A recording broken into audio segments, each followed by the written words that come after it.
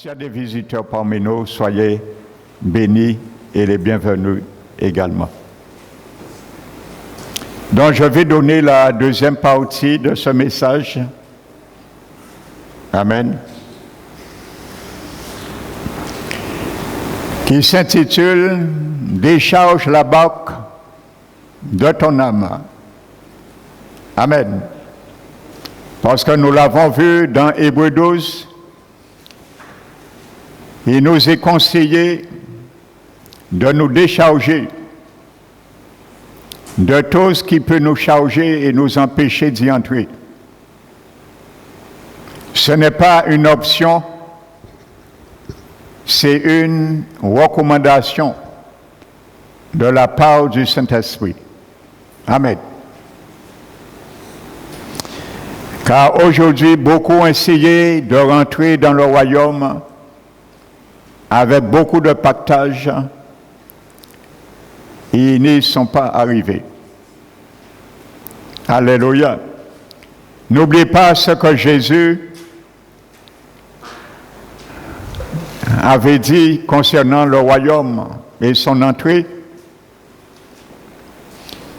Non seulement il avait dit que c'est une porte restreinte, étroite et resserrée, et très peu y rentrent.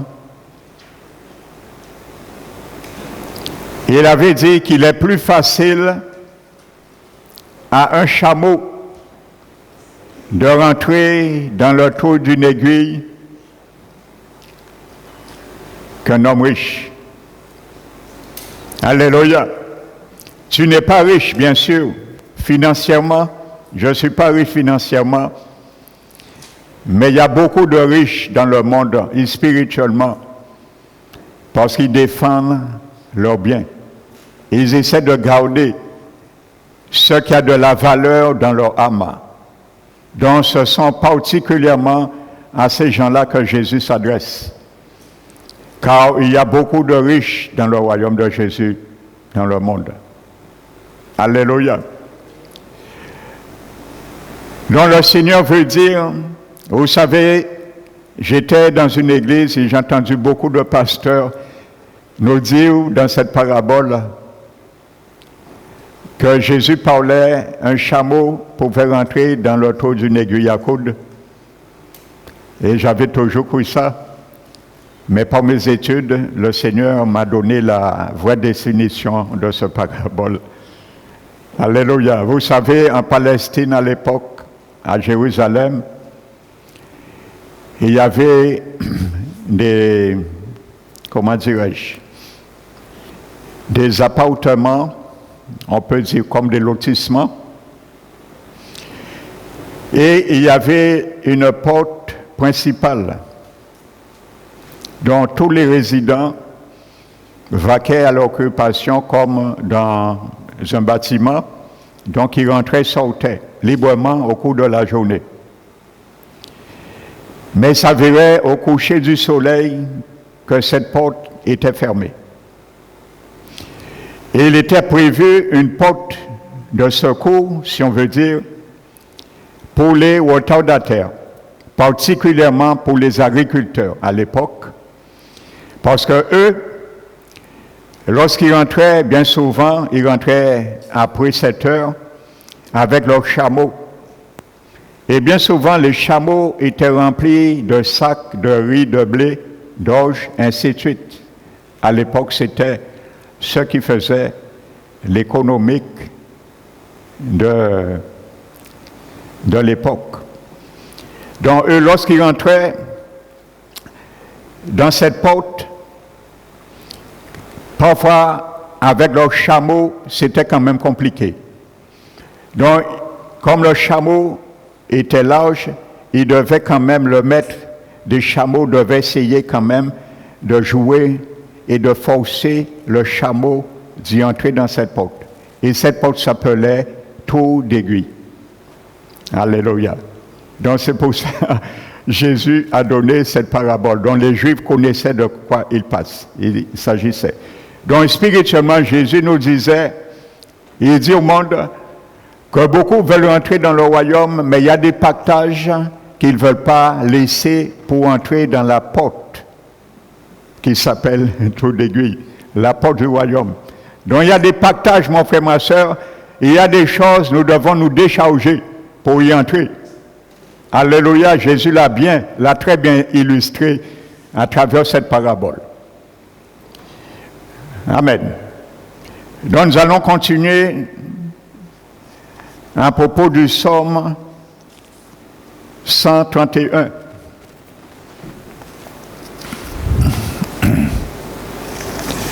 Alléluia.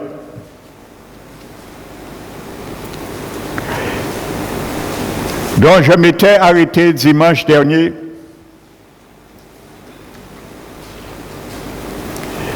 sur le livre des Actes des Apôtres, le chapitre 27.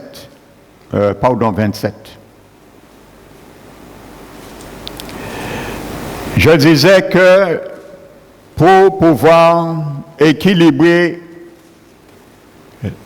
le paquebot, donc ils étaient obligés de jeter toute la cargaison. Amen. Dans la cargaison qui était dans le navire sur lequel se trouvait l'apôtre Paul, je disais, représentait une année de salaire pour ceux qui avaient loué ce paquebot, l'affréteur. Une année de salaire. Aujourd'hui, nous avons des choses qui nous embarrassent. Et il y a des choses aujourd'hui, ce n'est pas peut-être une année qui charge, qui embarrasse ton âme, mon frère, ma soeur. Qui embarrasse mon âme, mais peut-être des années de salaire quand nous avons travaillé pour ces biens. Nous avons travaillé pour les garder. Nous avons travaillé pour les consolider, dont je parle spirituellement. Car il y a beaucoup d'enfants du Seigneur, malgré les exhortations, les encouragements, les corrections même de la parole de Dieu, ils ont du mal à jeter certaines cargaisons de ces cargaisons dans la mer. Et ce qui fait que leur âme est toujours contrebalancée. Ils ne trouvent pas un équilibre dans leur marche spirituelle comme Dieu le voudrait. Frères et sœurs. Alléluia. Donc, cependant, l'excédent de poids qu'elle représentait, cette cargaison qu'ils ont jetée, lorsque les vents se sont levés, aurait signifié la perte du navire et de tous ceux qui étaient à bord. Alléluia. Amen. Et spirituellement, mon frère, ma soeur, il y a des choses dans ma vie, dans ta vie, dans notre âme, la barque de notre âme. Non seulement nous pouvons les perdre un jour, mais perdre aussi notre salut éternel. C'est une réalité spirituelle. Amen. Alléluia. Donc, s'il y a beaucoup qui se sont déjà trouvés là, ne fais de sorte à ne pas te trouver là. Amen. Dans nos faiblesses, l'excédent de poids dans le navire viendront à la surface dans les moments d'opposition et de difficulté. Amen. C'est dans un moment de difficulté et d'opposition de navire face au vent impétueux, à la tempête, qui ont amené cette réflexion à jeter cette cargaison. Alléluia.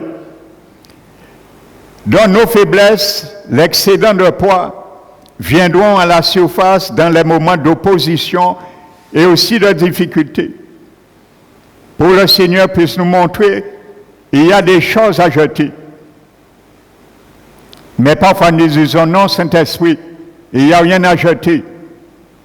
Le Saint-Esprit nous dit, oui, mon fils, oui, ma fille, ta barque est chargée, il faut jeter la cargaison.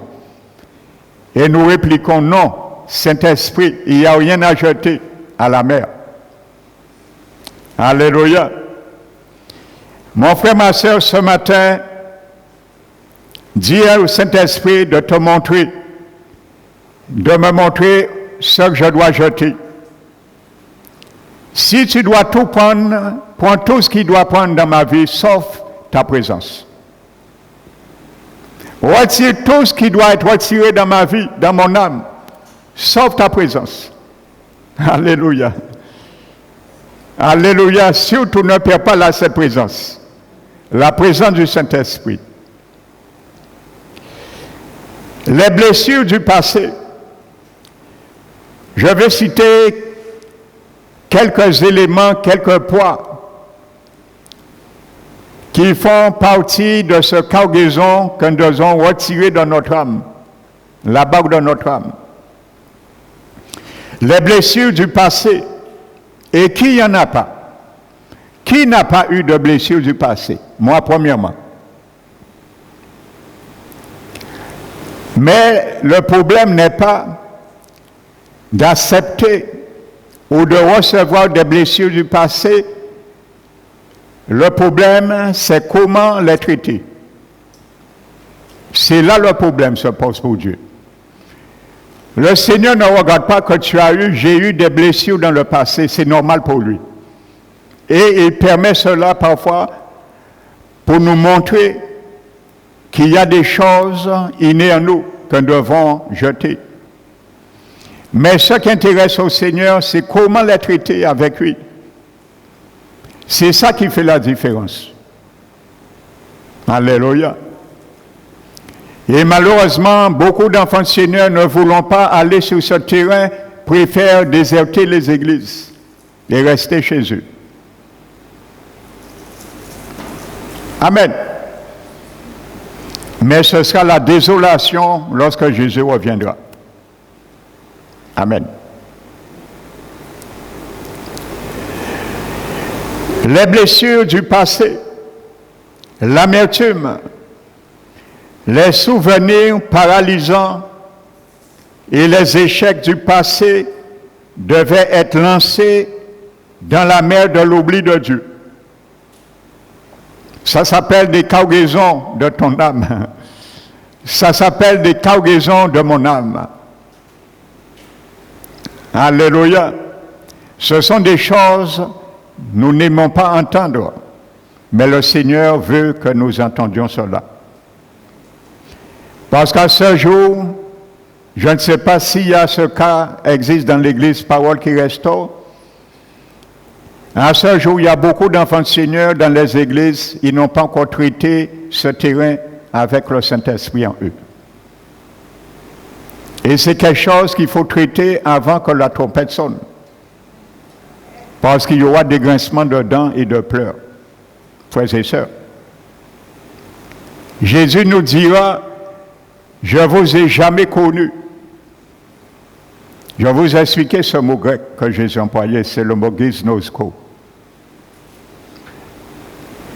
Une connaissance intime, profonde, progressive, et qui produit et qui amène à l'acte. Comme quelqu'un, une femme et un homme qui sont dans l'intimité, dans une relation intime. C'est ce mot grec que Jésus a employé, ginosko.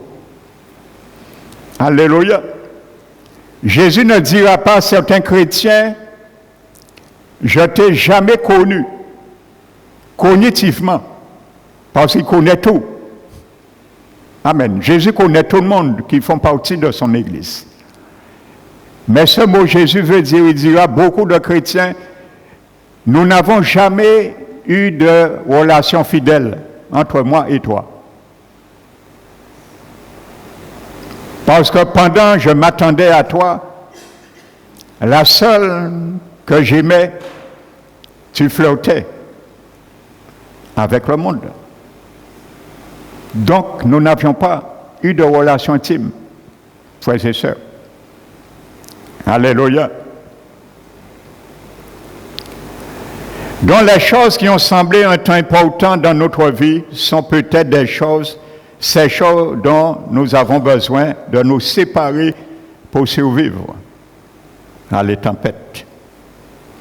Donc, l'équipage a finalement abandonné la totalité de la cargaison de blé dans la mer, et il ne s'agit pas de perte et profit lorsque ces choses de vie qui sont en jeu. Frères et sœurs, qui sont en jeu. Quand c'est ta vie qui est en jeu, mon frère, ma sœur, n'ayons pas peur de jeter des choses. Alléluia. Nous sommes d'accord?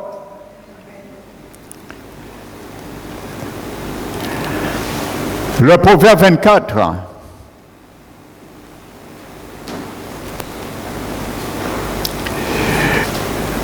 Donc, vous savez, bien sûr, un des plus grands défaillances dans nos vies qui nous empêcherait de faire cela, prendre ces démarches, démarcher vers cela, c'est la paresse spirituelle. Parfois, nous savons que les choses sont là, mais nous usons de paresse spirituelle. Nous faisons de l'économie, de l'étude de la parole. Nous faisons de l'économique, de la prière, dans le combat surtout, dans la prière. Parce qu'il y a la prière, mais il y a aussi le combat dans la prière. N'oubliez pas, nous avons vu Paul a demandé à l'Église que devons prier en tout temps et stratégique. Et il y a des moments stratégiques, nous devons être réveillés pour prier des moments bien ponctuels. Amen. Le Proverbe 24 dit, j'ai passé près le champ d'un paresseux. Amen.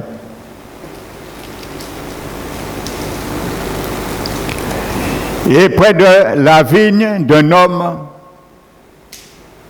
dépourvu de sens, ou un insensé, dans certaines traductions. Qu'est-ce qu'il a vu? Il a vu des épines qui croissaient partout. Les épines, c'est un signe de malédiction. C'est un signe de paresse. C'est un signe de désapprobation de la parole et des choses de Dieu à notre égard. Les épines croissaient partout et les ronces couvraient toute la surface. Alléluia. Vous savez, ça que je viens d'énumérer, une partie des cargaisons, l'amertume, les offenses, les choses du passé, ça peut être comme les ronces qui couvrent la surface de notre âme et nous empêchent d'y aller, les traiter. Amen. Ce matin, le Saint-Esprit veut te donner, mon frère, ma soeur. Ce matin, le Saint-Esprit veut me donner quelque chose pour cela. Dis-lui, Saint-Esprit de Dieu, donne-moi ton désherbant. Demande-lui avec foi, il te le donnera. Du désherbant spirituel. Parce que nous en avons besoin, bien souvent. Les ronces couvraient la surface et les murs de pierre étaient effondrés. Ce qui fait notre protection, les murs de pierre est effondré. Donc vous comprenez, dans un tel état d'âme, l'ennemi peut nous atteindre, nous toucher. Frères et sœurs. Si la muraille de ma vie est effondrée, je suis en danger. Si la muraille de ta vie, de ton âme, est effondrée, tu es en danger, et spirituellement. Alléluia. Mais le samedi dit, je m'arrêtais et je regardais attentivement pour tirer instruction de ce que j'ai vu. Ce matin, mon frère, ma soeur, tire instruction, pas sur le champ de ton voisin, ni sur la vigne de ton voisin, ni sur le champ de ton frère et sœur de l'église, ni dans sa vigne, mais tire instruction sur ton champ. Tire instruction sur l'état de ton âme. Quand je tire instruction sur l'état de mon âme, mais il faut observer attentivement. Le samedi dit, voici, je m'arrête et j'observe attentivement pour tirer instruction. Pas n'importe comment. Pas un regard fugace. Je vois, je porte mon regard et je détourne tout de suite. Un regard attentionné. Alléluia, le psaume 31, n'oubliez pas. Et il dit, le samedi dit à l'Éternel, je veux être sévré, mon âme veut être sévrée. Mais pour être sévré, il faut se détacher de certaines choses. Si nous ne sommes pas sévrés, nous serons encore attachés à certaines choses de ce monde. Nous serons encore attachés à certaines priorités de notre âme qui nous fait du bien charnellement, mais qui nous fait du tort spirituellement. Amen. Et voici la leçon que le Samuel a tirée. Il dit un peu de sommeil, un peu d'assoupissement, un peu de croiser les bras pour dormir. Et la ruine te surprendra comme le rôdeur. Et la disette comme l'homme en arme. Donc voyez, ça, la paresse spirituelle peut nous ramener. La paresse spirituelle peut t'amener, mon frère, ma soeur, m'amener à négliger certaines choses, à cultiver certaines choses dans ma vie, dans mon âme, sur ton âme. Alléluia. Et dans ces derniers temps, c'est ce qu'on trouve plus que les siècles passés dans l'Église du Seigneur. Je parle en général, je ne vise pas bien sûr l'Église, parole qui reste. De toute façon, si nous sommes dans ces cas, je le répète, ce message sera préventif pour toi, si tu n'es pas encore dans le cas. Mais si tu es déjà dans le cas, ce message sera curatif. Donc il y a le bénéfice pour tout le monde. Alléluia. Donc voici ce que dit le Proverbe 24. Alléluia.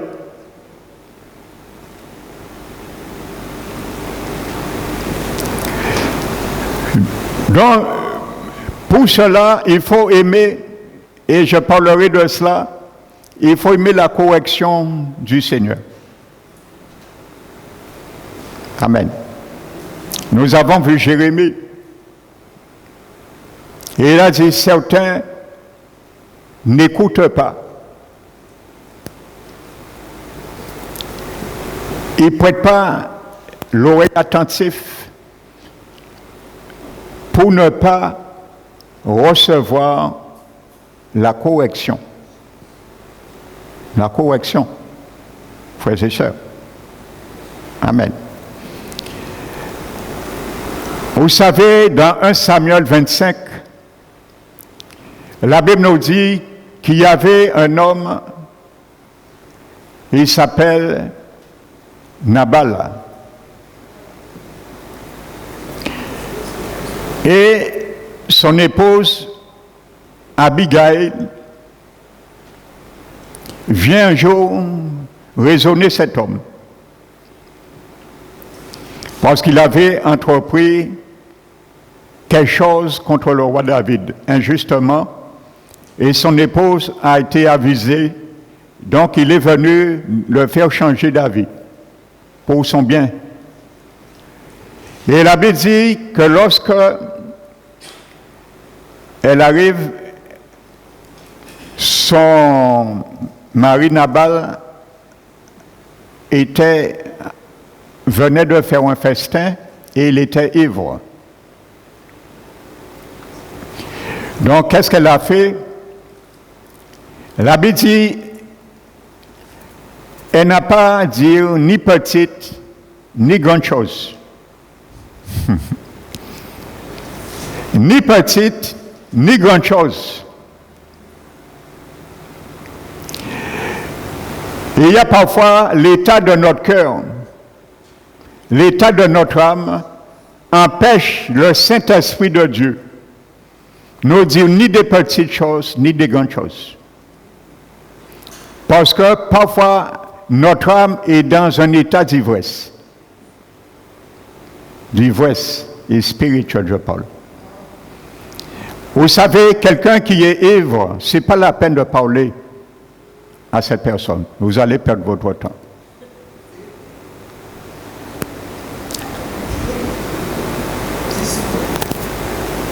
Mieux vaut lui dire, beaucoup moins ou bouler, allez dormir, souvent que maintenant, dormir, reposer et nous parler après.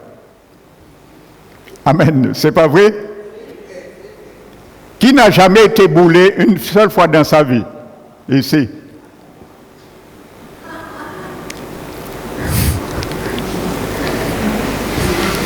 Moi, un jour, j'ai été boulé 48 heures sous.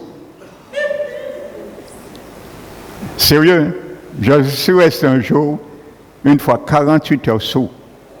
2 jours sous, frères et sœurs. Et j'ai failli mourir ce jour-là. Combien qu'un niveau. Donc, voyez, parfois, nous sommes, il y a des enfants, Seigneur, leur âme est dans un état d'ivresse. Ça veut dire, tu peux les parler, ça ne sert à rien. La parole peut les parler, ça ne sert à rien. Ils ne veulent rien entendre. Il faut les attendre, sortir dans cet état et revenir le lendemain. Abigail, c'est ce qu'elle a fait. Elle est revenue le lendemain lorsqu'il était à jeun. Amen. Donc, voyez, parfois, nous perdons du temps et nous disons, l'Esprit Saint, tu ne me parles pas dans cette situation, ainsi de suite. Nous nous plaignons, Seigneur, tu fais, quand est-ce que tu agiras? Mais le Seigneur parfois nous dit à l'intérieur de nous, mais j'étais venu plusieurs fois te parler, mais tu étais ivre. Donc, je n'ai pas pu te parler. Donc maintenant, tu es revenu à ton bon sens, je vais te parler maintenant de la situation. Alléluia. C'est pour ça l'apôtre Paul dit aux serviteurs qu'ils soient prompts à reprendre les adversaires avec douceur, en espérant que Dieu les accorde la repentance pour qu'ils parviennent à la connaissance de la vérité et ainsi, revenus de leur bon sens, puissent dégager des pièges que le diable les a enlacés pour les soumettre à sa volonté. Amen.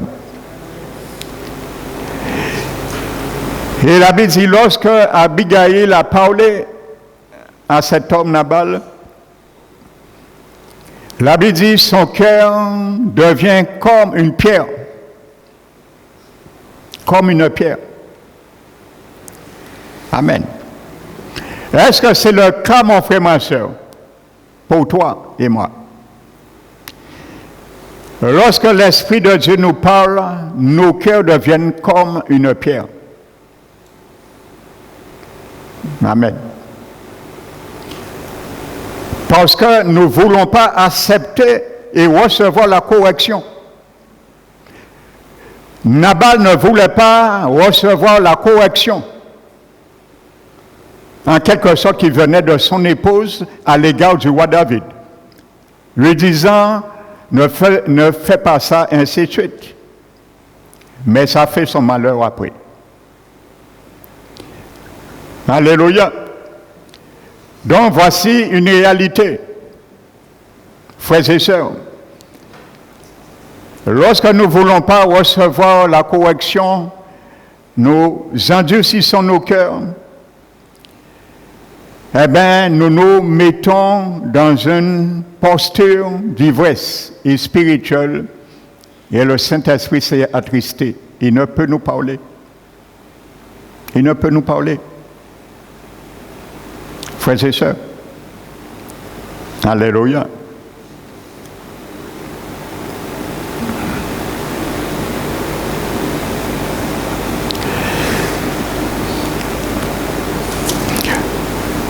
Jérémie, le chapitre 8.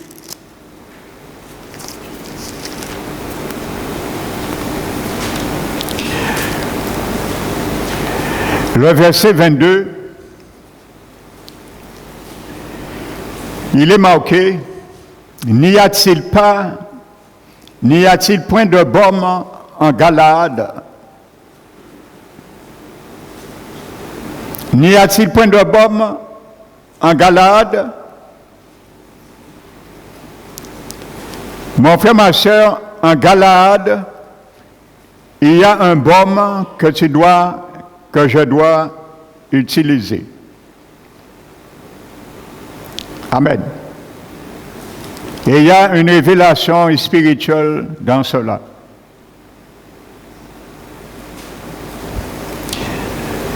Vous savez, l'étymologie du mot Galade veut dire monceau servant de témoin. Alléluia. Amen. Monceau servant de témoin. Le mot Galade veut dire. Alléluia.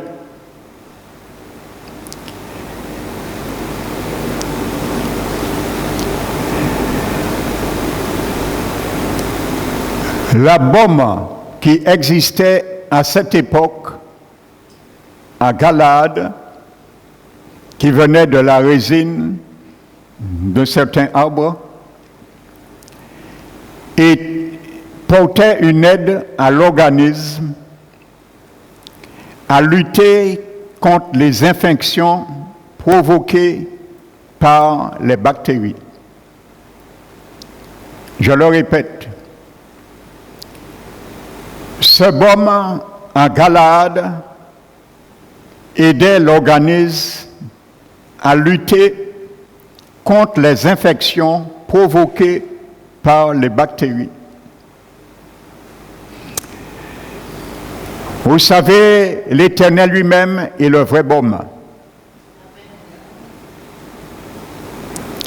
Et par ce baume, il va t'aider, il va m'aider, notre âme, à lutter contre toute infection provoquée par les bactéries qui animent notre âme. Alléluia. Amen.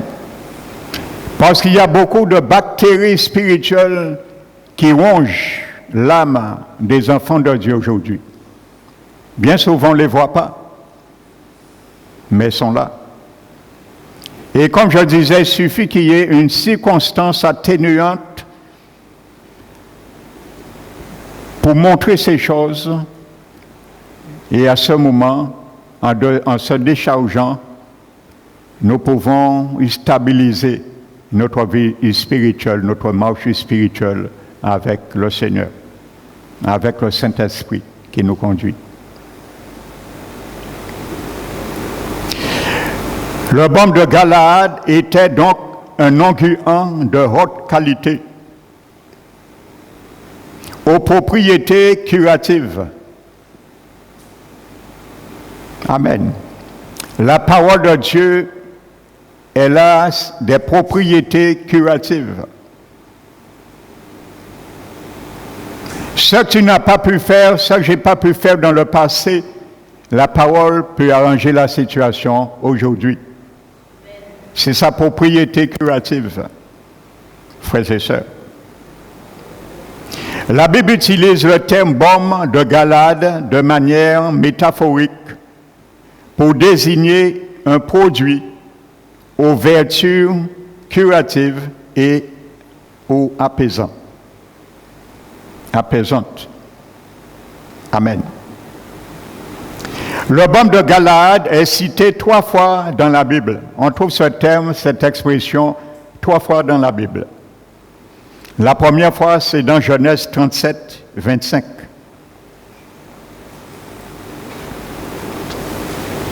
Je pense cela parce que l'Esprit Saint va m'emmener sur un terrain tout à l'heure. Dans Genèse 37, 25, alors que les frères de Joseph réfléchissent à la manière de le tuer, une caravane d'Ismaélites passe par là en route vers l'Égypte, mais qui sort de Galaad. Amen. Alléluia. Dans leur cargaison se trouvaient des épices du baume qui sont de Galaad et de la mer. Dans Jérémie 8, 22, comme nous l'avons vu, rapporte l'avertissement de Dieu à Juda sur ce que Babylone allait lui faire subir. Donc, en apprenant la nouvelle, Jérémie se lamente dans Jérémie 8, 22, comme nous l'avons vu. Et il dit, n'y a-t-il pas de baume en Galaad? Sa question est une quête poétique d'espoir, un appel à la guérison. Alléluia. Puis dans Genèse 46, verset 11, alors que Dieu décrit un jugement imminent sur l'Égypte, il se moque d'elle. En quelque sorte, maintenant, Dieu se moque de l'Égypte. Et il dit à l'Égypte, monte en Galaad,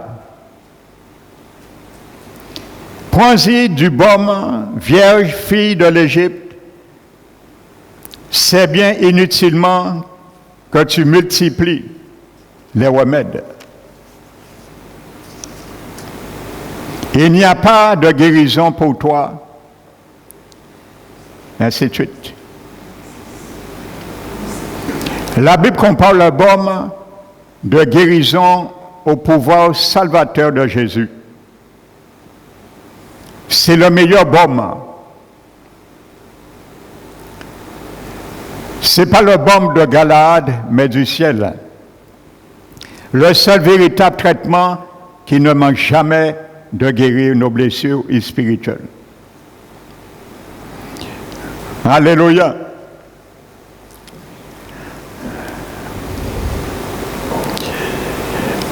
Je vous ai donné la définition du mot Galaad. Un monceau servant de témoignage. Vous savez, le prophète Élie était d'origine de Galaad.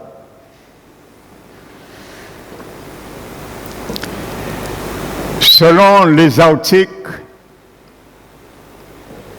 juifs,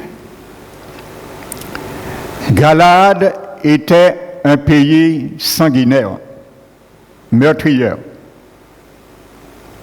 On tuait les prophètes. Amen. Vous savez, la Bible ne donne pas tout, hein. Si nous lisons le livre de la Genèse, vous savez, lorsque nous prenons la Genèse chapitre 1, entre le verset 1 et le verset 2, il y a beaucoup de choses que la Bible a gardé le silence. Et il y a des milliers d'années qui se sont écoulées. Ça, peut-être un jour, je vais aborder cela avec vous, mais ce n'est pas trop important. Amen. Alléluia. Que vous allez voir, Dieu n'a pas créé le monde en 6 jours. Le verset 2 nous dit que Dieu est en train de rénover ce qui a été détruit. Amen. Donc, ce sont des fragments. La Genèse, c'est un livre qui a beaucoup de fragments.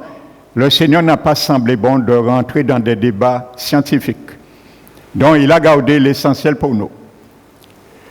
Donc, je ferme la parenthèse, ça c'est un autre sujet. Donc, la Bible ne dit pas à l'origine que la terre était vide, mais la terre devint.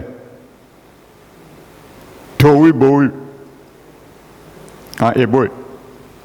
Ce mot tohu bohu veut dire que c'est quelque chose qui a été bien rangé. Et l'heure suivante, on retourne et on voit ce qu'on avait arrangé a été dérangé. Comme un enfant, on fait le lit, la chambre, et on part 1 heure, on retourne, on voit du désordre dans la maison. Donc c'est dans ce sens que ce mot hébraïque, tohu bohu, a été employé. Donc ça veut dire qu'il y avait une existence avant Adam et Ève, et que Dieu a restauré les choses. Donc, je ferme la parenthèse. Donc, pour venir, Galade était un pays sanguinaire, meurtrier, on tuait les prophètes. Le prophète Élie, il est né de Galade, d'origine de Galade. Le livre des rois nous le dit. Imaginez-vous cet homme. Galade porte son nom, monceau servant de témoignage. Eh bien, le prophète Élie, il était un témoin et un témoignage de ce qu'il a vu et ce qu'il a vécu à Galade.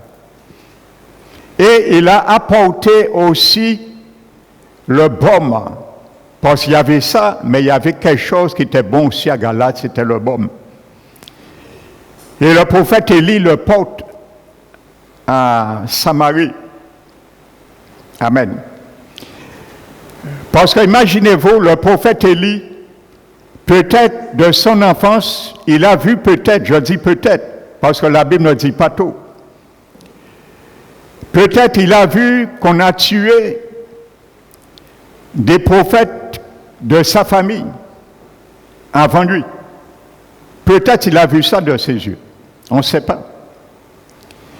Et le Seigneur le prend et lui dit, descends à Samarie et va confronter Akab et Jézabel qui tue les prophètes. Amen. Donc vous voyez, frères et sœurs, le prophète Élie, je parle spirituellement, parce que bien souvent nous nous morfondons, nous nous plaignons de ce que nous avons souffert, nous avons subi par quelqu'un, par une situation, par nos familles, tout ce qu'on peut dire, mais nous n'entrevoyons pas que c'est un baume pour notre guérison et pour guérir aussi d'autres. Donc le prophète Élie aussi est venu avec ce baume guérissante. Et il a été confronté à Akab, sans haine. Il aurait pu dire à Dieu, mais Éternel, mais tu sais, je suis sorti dans un pays qu'on tuait les prophètes. Et tu m'envoies confronté dans un pays qu'on tue les prophètes, mais on va me tuer aussi. J'ai trop vu, je refuse. Mais il a accompli sa mission. Donc mon frère, ma soeur, si on t'a critiqué dans le passé, si ton frère t'a critiqué, ta soeur t'a critiqué, considère cela comme un baume. Alléluia. Amen. Laisse-toi guérir et tu seras un témoin de cela. Donc le prophète Élie nous donne l'exemple. Il n'a pas agi avec haine. Il aurait été, s'il avait laissé son âme engluée, la surface recouverte par les ronces. Il serait allé confronter Akab avec la haine. Est-ce que vous comprenez? Il est sorti de Galaad. La Bible dit, dans le livre des rois. Mais non, il avait été déjà guéri de cela. Parce qu'à Galaad, il y a le baume aussi qui guérit. Alléluia. Amen. Quand le Seigneur veut faire de toi un baume, ne refuse pas cela. Alléluia. Vous savez, dimanche dernier, je vous ai lu le livre des Hébreux, je vous ai cité Hébreux 5, verset 13. La Bible dit que ceux qui sont à l'état de lait, ils n'ont pas encore l'expérience de la parole de justice car ils sont enfants. Mais pour les hommes à l'état fait, le jugement, dont le jugement s'exerce, frères et sœurs, à l'utilisation du discernement, de discerner le bien du mal. Donc, voyez la différence. Amen. Dans l'usage, dans leur, comment dirais-je, leur jugement est porté à l'usage de discerner ce qui est bien, ce qui est mal. Ça, c'est l'homme à l'état fait, et non le bébé spirituel. Parce que la Bible dit, il n'a pas encore la connaissance de la parole de la justice. Amen. Il m'a semblé bon ce matin, par le Saint-Esprit, je vais te donner quelques définitions de ce mot grec qui est traduit dans ce verset de justice, pour justice. Parce que peut-être beaucoup ont pris l'autre mot grec, lorsque nous sommes justifiés. C'est un autre mot grec. Et vous allez bien comprendre. C'est le mot grec dit aiosomé. Cela veut dire, le mot qui est traduit par justice veut dire état de celui qui est comme il doit être. Un bébé spirituel, c'est celui qui n'est pas encore parvenu à l'état de celui qui est comme il doit être. Frères et sœurs. Cela veut dire également la condition acceptable par Dieu. Le bébé spirituel n'est pas encore arrivé à la condition acceptable de Dieu. Donc c'est pour cela qu'il n'a pas encore cette capacité d'exercer un bon jugement à l'usage de ce qui est bien, discerner ce qui est bien, qui est mal. Donc voyez bien, il y a des niveaux de croissance spirituelle dans nos vies que Dieu nous demande, que nous n'allons pas acquis du jour au lendemain. Cela veut dire également doctrine concernant le chemin pour atteindre un état approuvé par Dieu. Le bébé spirituel, c'est celui qui n'a pas encore atteint le chemin pour atteindre un état approuvé par Dieu. Et ça veut dire également pureté de vie. Alléluia. Donc ça, c'est le bébé spirituel. Celui qui reste dans les rudiments. Celui qui a toujours envie qu'on parle que de repentance. Celui qui a toujours envie que le pasteur prêche que sur le salut.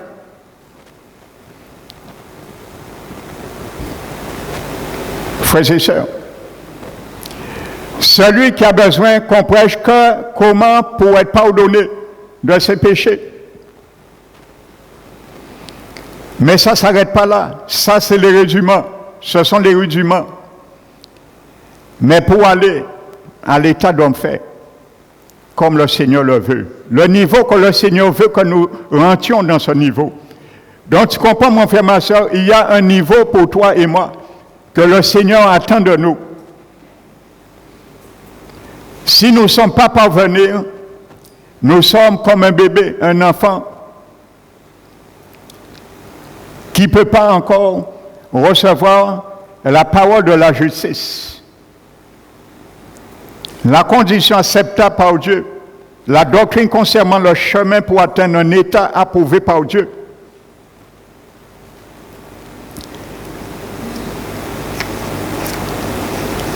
Donc nous devons sortir dans toute, pour cela, entre autres, ivresse et spirituelle, pour parvenir à cela. Comme je le disais, il y a des enfants Seigneur, on ne peut pas discuter avec eux. Elle conclut avant d'introduire. Ils ne veulent rien attendre. Ça s'appelle l'ivresse spirituelle. On est sous. Et on ne peut pas parler de telle personne. Et quand même, avec habilité, sagesse, aussi de faire entrer la parole, le cœur devient dur comme une pierre, comme celui de Nabal. Et à ce moment, on méprise le conseil du Très-Haut. On se révolte, comme dit le psaume 107, je crois. On se révolte de la parole de Dieu. Et bien souvent, nous succombons devant l'ennemi. Donc, c'est pour cela, il est essentiel de recevoir, il est essentiel de savoir recevoir la correction pour marcher dans la vérité. Je le répète, il est essentiel de savoir recevoir la correction pour marcher dans la vérité. Le livre des Proverbes comporte des directives de première importance pour ceux qui cherchent la vérité qu'apporte l'Écriture. Regardez le Proverbe 6, 23. Je vous donne quelques proverbes. Vous allez méditer dessus. La Bible dit qu'un précepte, alléluia, est une lampe. Mais un enseignement est une lumière. Alléluia. Le mot précepte, c'est le mot décret, loi. Et le mot enseignement, c'est direction. La lampe, alléluia, elle est là. Mais c'est quand elle est allumée, tu peux avoir la direction. Donc un précepte, un décret, une loi est une lampe, mais l'enseignement, une lumière. La direction. La lumière te donne la direction. C'est ça que ça veut dire, ces deux mots dans le texte original. Mais il dit, les avertissements de la correction sont le chemin de la vie. Alléluia. Un précepte est une lampe et un enseignement la lumière. Mais les avertissements de la correction sont le chemin de la vie.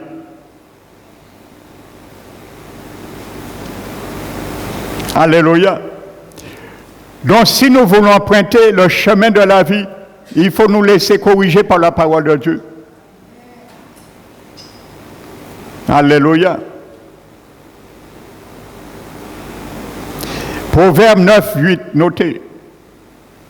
Reprends le sage et il te haïra. Qu'est-ce qui est marqué? Et quoi? Ah, d'accord. Il t'aimera. Amen. Au moins vous êtes éveillés. Eh oui, il t'aimera. Amen. Mais malheureusement, ça ne marche pas toujours dans ce sens. Alléluia. Combien qui ont quitté l'église Parole qui restaure parce qu'ils n'ont pas accepté ce qui a été dit pour corriger leur âme. Alléluia. Proverbe 10, 17. Celui qui se souvient de la correction prend le chemin de la vie. Mais celui qui oublie la réprimande s'égare. Alléluia. Mon frère, ma soeur, l'Esprit me conduit à vous parler, enseigner d'une manière ou d'une autre, afin que nous ne nous égarons pas. Pas beaucoup l'ont déjà fait. N'allez pas suivre ces gens qui se sont égarés. Ne voulons pas accepter la parole de la vérité. Amen. Alléluia.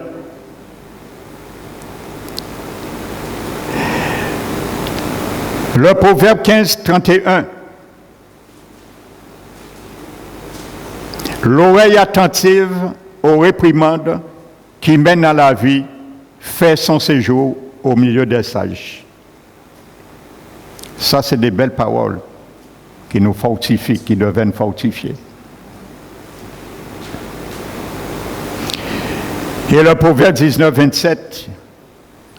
Cesse, mon fils, d'écouter la leçon, si c'est pour ton égard loin des discours de la connaissance.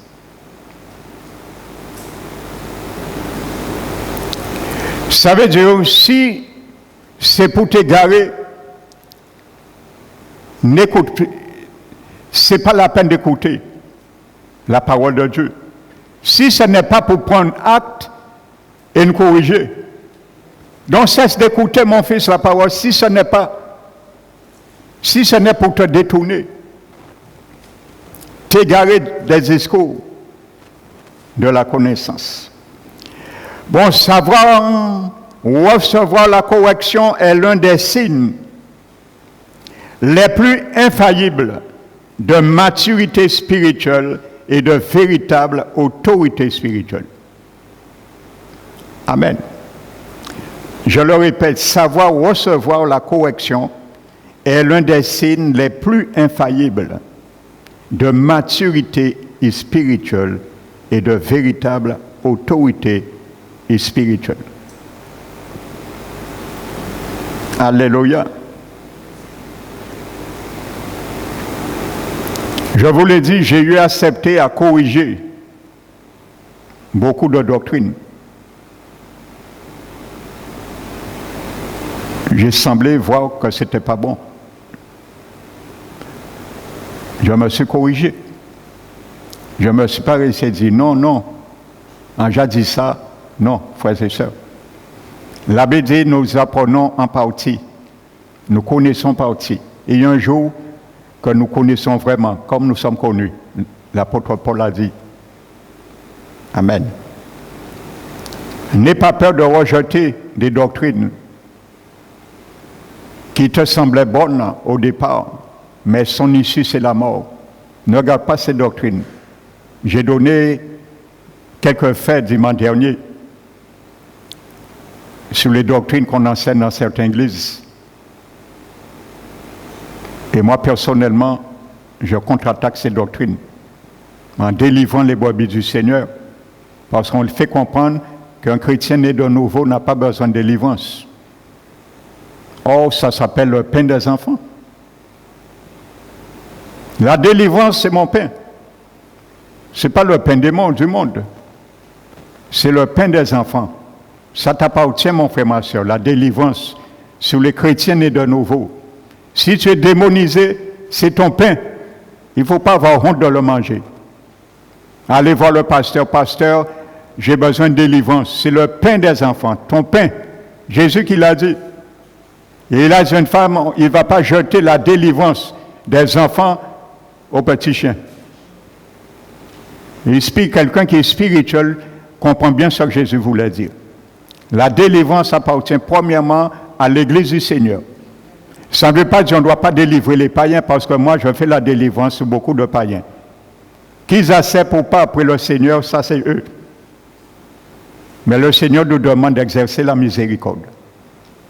Ils sont avertis. S'ils veulent vivre dans leur péché, après ça c'est eux. Parce que moi, quand il y a des démons là qui sont sortis, et qui ont vu des pits, démons plus méchants qui ont. On les avertit. Mais on ne veut pas les laisser mourir avec ces démons, eux. Non, le Seigneur nous dit de délivrer, chasser les démons. Amen. Et vous savez, la racine même de ce mot grec, quand vous entrez dans la racine de ce mot grec, que Jésus a employé chasser les démons, ce mot a une racine qui veut dire traiter les démons. Comment? Eh bien, par exemple, quand Jésus a dit à un esprit qui était en train d'insister, qui résistait sur le Gadara, le démoniaque de Gadara. La Bible dit, après avoir insisté, donc Jésus avait insisté déjà. Donc, les esprits, l'homme fort plutôt, qui s'appelle Légion, il s'est identifié. La Bible dit, à ce moment, Jésus lui demande quel est son nom.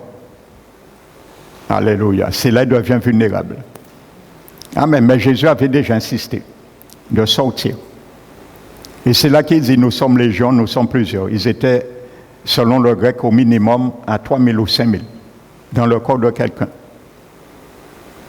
Alléluia. Donc voici, quand Jésus a dit, va et ne pêche plus, de peur que quelque chose de pire t'arrive.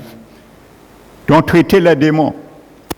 Ça veut dire que nous ici, à Parole qui restaure, c'est pour cela, j'expliquais quelqu'un ça avant-hier, qui était venu me voir, et j'ai prié pour elle, elle était délivrée d'un esprit.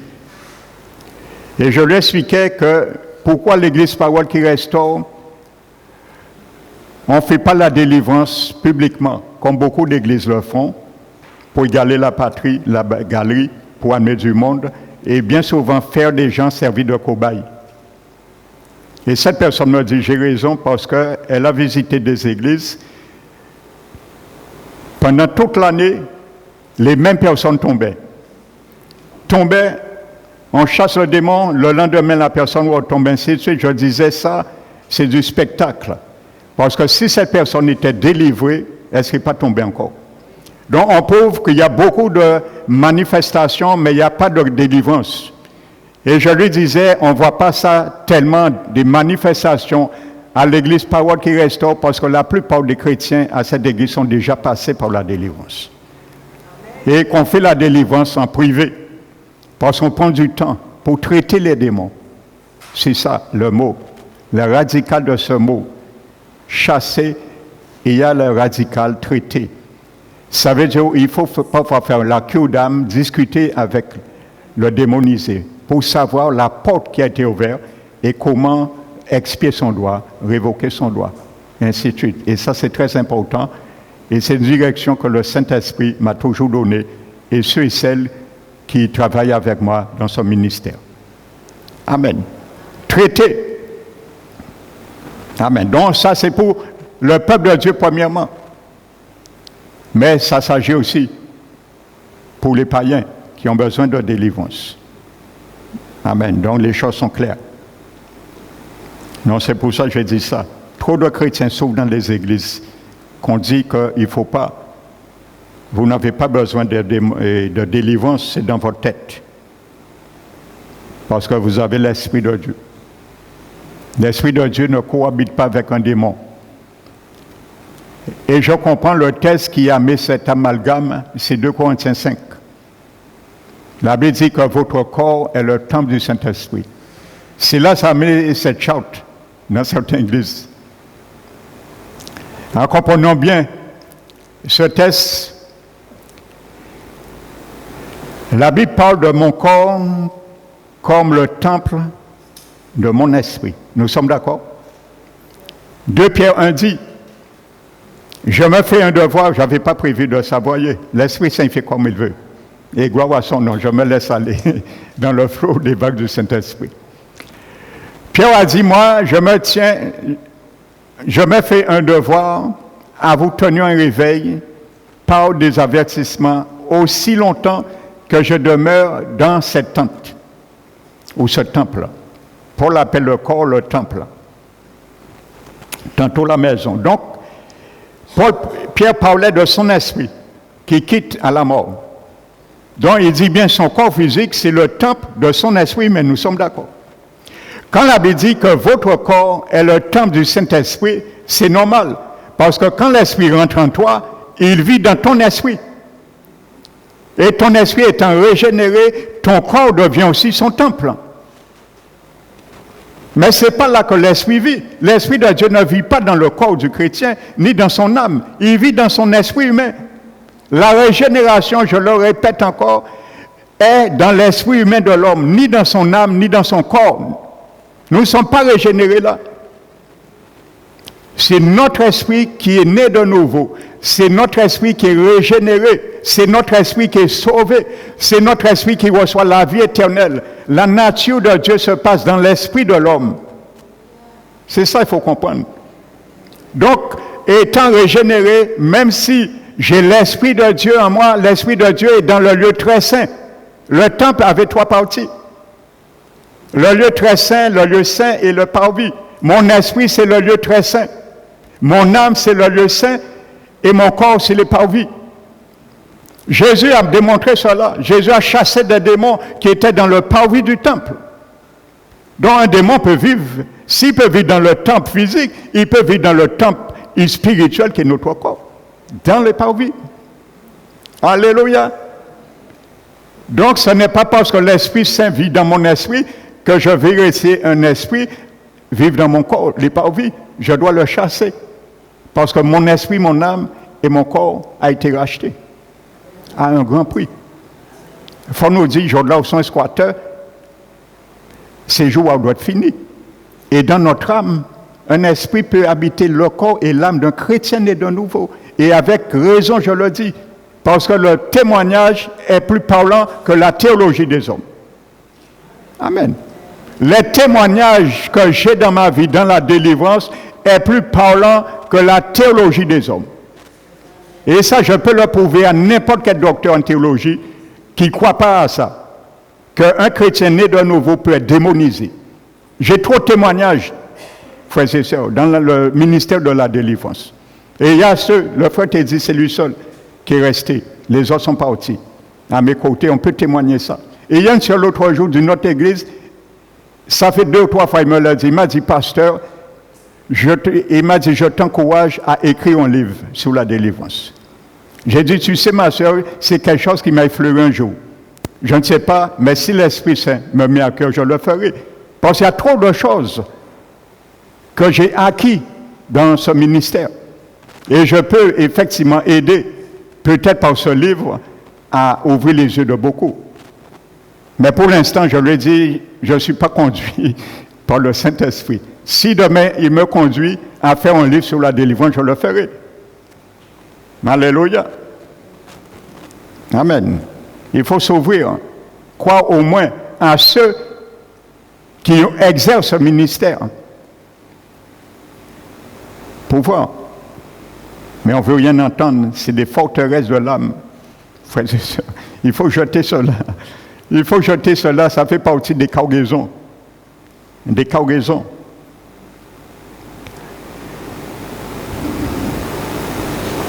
Donc ceux qui sont mûrs, je ferme la parenthèse, ceux qui sont mûrs ont appris que le Seigneur reprend ceux qu'il aime. Sa discipline est essentielle si nous voulons rester sur le chemin de la vie. Alléluia.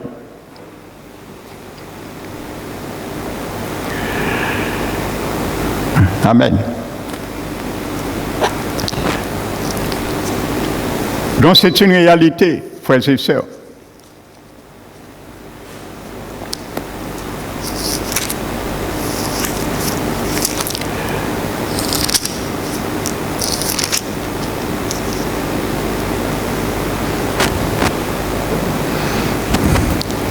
J'allais prendre un test, je vais le prendre dimanche prochain, Dieu voulant. Amen. Donc, frères et sœurs, que nous puissions, comment dirais-je, savoir observer attentivement l'expression de la vie de notre âme pour pouvoir les traiter. La traiter plutôt avec le Saint-Esprit de Dieu. Amen. Le Saint-Esprit de Dieu. Donc que ce soit ma prière et ta prière ce matin. Au nom du Seigneur Jésus. Amen. Donc que le Seigneur vous bénisse. Amen. Nous allons bénir notre Seigneur en apportant ce que nous avions mis à part pour lui.